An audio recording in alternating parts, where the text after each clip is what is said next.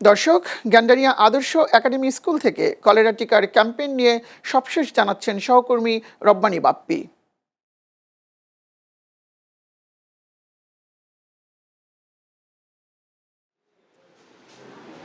ধন্যবাদ মিরাজুল।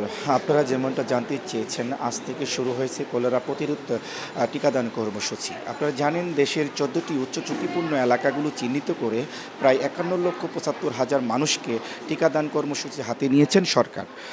এর মধ্যে ঢাকায় ৭টি থানা এবং ব্রাহ্মণবাড়িয়া, কিশোরগঞ্জ, মুন্সিগঞ্জ ও নারায়ণগঞ্জ ৭টি উপজেলা রয়েছেন। আজ ২২শে আগস্ট থেকে শুরু হওয়া প্রথম ডোজ দেওয়া কার্যক্রম চলবে ২১শে সেপ্টেম্বর পর্যন্ত। এরপর ২৬শে সেপ্টেম্বর থেকে দেওয়া হবে দ্বিতীয় ডোজ।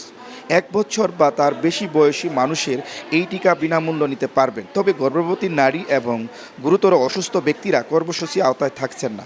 স্বাস্থ্য বিভাগ থেকে বলা হয়েছে কলেরা প্রতিরোধের জন্য দীর্ঘমেয়াদী প্রতিরোধ করতে হবে এবং নিরাপদ পানি পান করতে হবে, খাদ্য ঢেকে রাখতে হবে এবং নিয়মিত হাত ধোয়ার অভ্যাসও করতে হবে। টিকাদান কর্মসূচি থেকে কেন্দ্র থেকে এই ছিল আমার কাছে সর্বশেষ তথ্য। ধন্যবাদ মিরাজুল। ধন্যবাদ বাপ্পি।